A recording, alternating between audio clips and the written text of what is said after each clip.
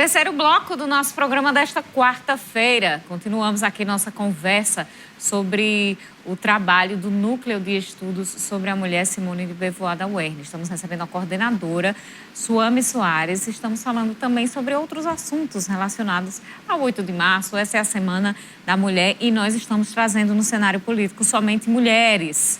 Não para falar necessariamente somente sobre o tema, mas para a gente mostrar aqui que nós, mulheres, podemos falar sobre política e sobre todos os outros assuntos relacionados a isso também. Então, você participa, colabora aqui do programa com a gente.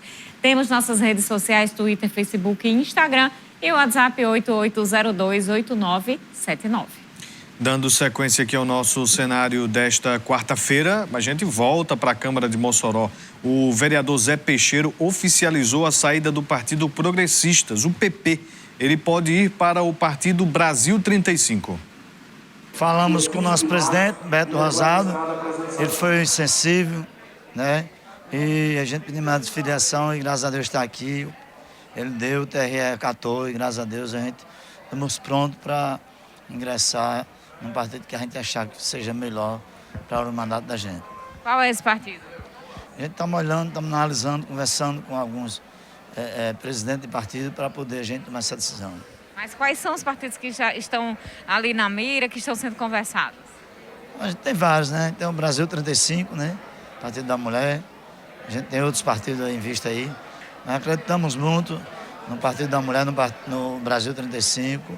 Né, onde amanhã, se Deus quiser, a gente vai estar aqui homenageando a nossa líder de lá, a nossa presidente, né, Clorize. A gente tem uma honra e possivelmente a gente esteja indo para lá. Tá aí, então, resolvida a questão do Zé Peixeiro no PP e já com vistas à eleição, viu, para pré-candidato a deputado estadual. Ele ficou meio assim, disse que ainda está vendo os partidos, mas já chamou Clorize Linhares, do Brasil 35, de nossa líder, né? Então, é por isso que a gente já vê aí que ele está bem encaminhado para o Brasil 35. Não é coincidência, viu, Carol? Porque amanhã vai acontecer uma sessão solene no Legislativo Municipal, onde mulheres serão homenageadas pelos parlamentares. E a homenageada do vereador Zé Peixeiro é a Clorize Linhares, que está hoje pré-candidata ao governo do estado e é do Brasil 35. Então, existe aí essa coincidência, né? Nesta informação repassada sobre a mudança de partido do vereador Zé Peixeiro e a homenagem de amanhã. Então, amanhã teremos, sim, sessão na Câmara de Mossoró, sessão solene.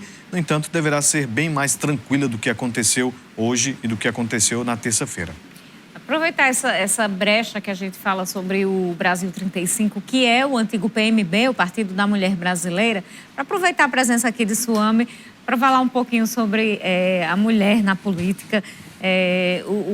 O PMB, o Partido da Mulher Brasileira, mudou de nome, seguindo também ideologia mais conservadora, ali acompanhando o presidente Jair Bolsonaro. E lembro que quando o PMB estava vendo um apanhado na mídia nacional de que a maioria dos presidentes estaduais do PMB eram homens. E a gente vê, inclusive, isso ainda muito acontecer, porque existem muitas mulheres que lutam para ocupar esses espaços, mas ainda existe uma dificuldade muito grande das mulheres se interessarem e se inserirem nesse espaço. Qual é a sua opinião? O que é que você pensa em relação a esta resistência das mulheres em ocupar espaços políticos, econômicos ou os ditos historicamente como masculinos? Eu não sei se é uma resistência das mulheres em ocupar. Talvez seja uma interdição social delas ocuparem esse espaço, de nós, né, ocuparmos esse espaço. O Brasil é um país que tem cerca de 56% do eleitorado feminino, mas que tem uma ocupação apenas de 13% do legislativo com mulheres. Então, daí a gente já pode ter algumas, né, algumas conclusões. As mulheres, elas participam bastante da política, mas elas, em geral, participam na base da política. Elas não participam como o carro abre alas dos espaços. Então, é muito difícil a gente falar de participação política quando a gente está num país em que as mulheres elas não são ensinadas ou que a gente não é moldada para pensar sobre isso. Então, a gente é reservado ao espaço doméstico e esse espaço é entendido como nosso. Então, quando a gente rompe essa barreira do doméstico, parece que a gente está fazendo uma grande coisa, né? Porque a gente, em geral, não está nesse espaço. Veja, a gente só tem uma governadora mulher, que é a nossa governadora. E quantos insultos machistas a Fátima ela não recebe diariamente? Eu acompanho a governadora nas redes sociais e eu sempre leio os comentários e sempre tem coisa machista nos comentários dela. Então, se uma mulher ela é forte na política, então ela vai ser comparada a um homem.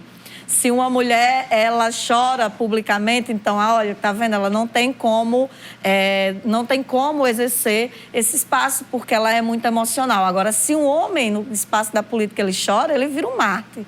Eu lembro de, em algum momento desse governo do Bolsonaro, um dos filhos dele chorando, abraçado numa bandeira do Brasil, uma cena absolutamente ridícula, mas todo mundo ficou muito tocado, ou grande parte das pessoas ficaram muito tocadas, porque ele demonstrou sensibilidade.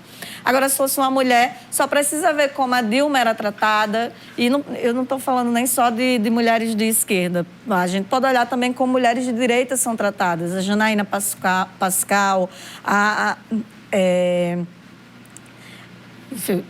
até as mulheres de direita eu acabei esquecendo, mas a Janaína é muito afrontada, né? A Marina Silva, ela é muito afrontada.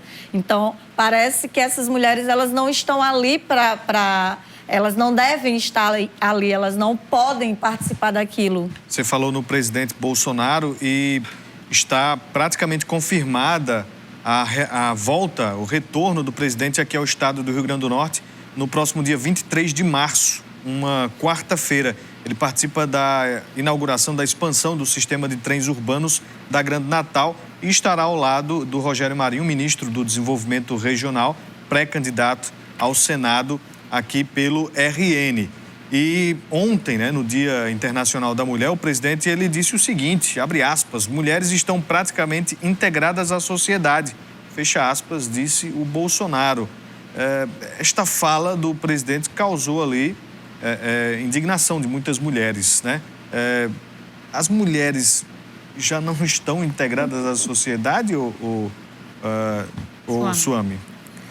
Então, a gente está integrada na sociedade, né? Porque a gente é sujeito e a sociedade é composta por sujeitos, né? Acontece que as formas como a gente está ocupando os espaços, ela, em geral, é subordinada, né? Ela é invisibilizada. A fala do presidente, ela só traduz o que esse governo ele tem demonstrado em relação às mulheres. Não é de agora que a gente tem falas machistas por parte do governo e não é de agora também que o governo ele demonstra, não só nas falas, porque o discurso ele também ele está atrelado à prática do governo, que esse governo demonstra que ele é um governo que odeia as mulheres. Só é pegar, por exemplo, como é que as mulheres são colocadas nesse governo e os cortes orçamentários na política de violência de enfrentamento à violência contra a mulher. Esse ano, inclusive, a gente teve um corte muito grande nessas políticas. Para você ter uma ideia, em 2022, a gente teve 132 milhões na política. E esse ano, houve um corte, a gente só vai ter 43 milhões. É um corte significativo. Só para a gente ter a título de comparação, né, em 2014, a mesma política que eu estou falando tinha 273 milhões. Então, você já cortou pela metade e agora você cortou novamente. Então, se não tem política, não tem orçamento, a gente sabe muito bem que não tem política. Então, não é só fala. Eu sempre respondo, hoje eu respondi várias vezes já em outros veículos de comunicação, que o problema, se fosse só essas falas machistas, seria muito pequeno em relação ao que da vida concreta é feito por parte do governo. Então, a gente tem uma ministra que ela persegue os direitos das mulheres, especialmente no campo dos direitos sexuais e reprodutivos. A gente tem uma ministra que utiliza os canais de denúncia da violência contra a mulher de forma totalmente equivocada. E a gente tem uma verdadeira perseguição aos estudos de gênero. Aqui, por exemplo, em Mossoró, se a gente pegar, a nossa Câmara, ela há pouco tempo aprovou uma lei que proíbe as escolas municipais de discutirem gênero. Então, a gente, no campo, tanto municipal quanto no campo federal, a gente tem coisas concretas que vão muito além de uma fala machista. Porque a gente já sabe que o presidente não gosta muito das mulheres, né? E que ele tem uma verdadeira misoginia na sua fala. Isso acontecia desde quando ele disse que a Gleice, ela poderia tranquilamente ser estuprada, mas ela não seria porque ela é uma mulher feia, né? Então, desde isso há coisas muito piores e essa fala dele agora foi até menos ruim que ele já teve até agora. Em relação a isso, como deputado, ele fazia muito mais e de forma muito mais pesada, né? Só me lembrei de uma outra mulher que também é de direito e muito atacada, Joyce Hasselmann, né? Em relação a isso. Outra coisa, a fala do deputado Arthur Duval, né? Também reflete um pouquinho sobre isso que a gente está conversando em relação às declarações do presidente Jair Bolsonaro. Suami, vocês realizam também pesquisas, obviamente, no núcleo de estudos, e a sua pesquisa tem a ver com religião e a mulher. O que é pesquisado, o que é que tem sido aferido ou perto de ser concluído em relação a esse estudo? Então, é uma pesquisa ainda inicial. Tem algumas conclusões, mas ainda são conclusões muito iniciais. Eu estou pesquisando como as mulheres são visualizadas e entendidas pelas igrejas neopentecostais. Então, o meu interesse é saber, a posteriori, como essas igrejas elas também influenciam nas políticas públicas voltadas para as mulheres, e especialmente no campo dos direitos sexuais e reprodutivos. Então, a minha pesquisa tem esse interesse. É uma pesquisa que é bastante desafiadora, porque a gente tem que ter muito cuidado quando a gente está pesquisando religião para não agredir a fé das pessoas. A gente vive num Estado laico, mas esse Estado laico ele tem que respeitar todas as religiões. Então, existe muito cuidado por parte da equipe da pesquisa para não atingir de forma ruim as pessoas que têm religião, até porque isso não é um problema. A fé das pessoas não é um problema, pelo contrário, a fé é uma coisa que a gente entende como uma relação de ligação da pessoa com o mundo, com a sociedade. O que a gente está estudando são as religiões, que aí é como a gente institucionaliza a fé e como essa fé ela vai ser construída e elaborada pelos homens e mulheres. Aí outra coisa. Eu sempre tenho cuidado de, quando estou falando na minha pesquisa, colocar isso porque as pessoas elas estão num momento muito delicado de polarização dos debates e os discursos de ódios eles são muito eficientes, né, nesse momento que a gente vive. Eu costumo sempre perguntar a pessoas que pesquisam sobre algo relacionado à religião, até os próprios líderes religiosos, quando vêm aqui, eu gosto de perguntar: política e religião, na sua opinião, se misturam?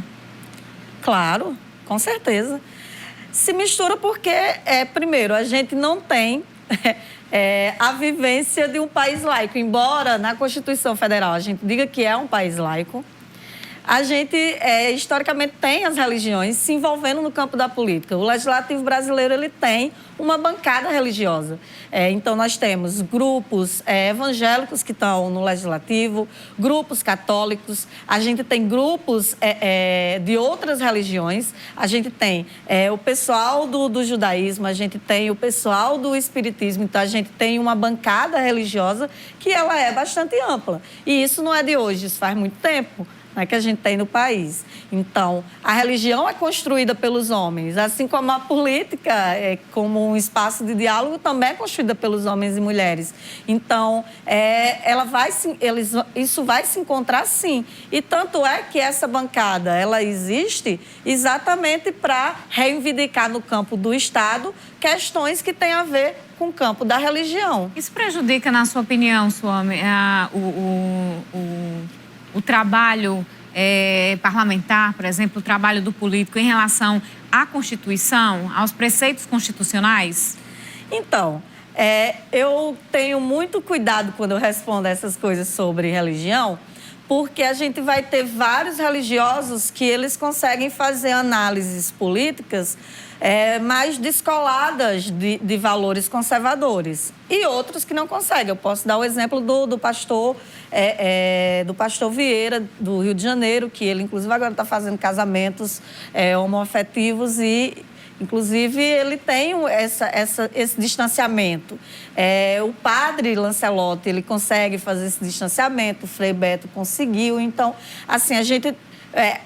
as religiões e as bancadas e as pessoas que estão fazendo essa relação, elas não são um grupo acimentado, né? Eles são muito heterogêneos. Agora, quando a gente tem os grupos dessa bancada mais conservadora, a gente tem algumas dificuldades em relação a pautas que são sensíveis, como o aborto, a descriminalização da maconha, a questão dos direitos humanos, das comunidades terapêuticas. Isso aí já dá um outro programa, viu? É muito assunto, mas nosso tempo já está no fim. Suame Soares, muito obrigada pela entrevista no programa de hoje.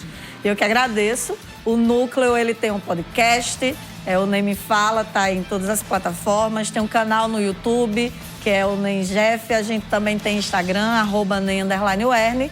Um abraço para todo mundo e obrigado pelo espaço. Estamos aí. Seja sempre bem-vinda. Você de casa, a gente agradece a audiência. Boa noite. Até amanhã. Muito obrigada pela audiência no programa de hoje. Amanhã, 7h25 da noite, a gente se encontra. Boa noite e até lá.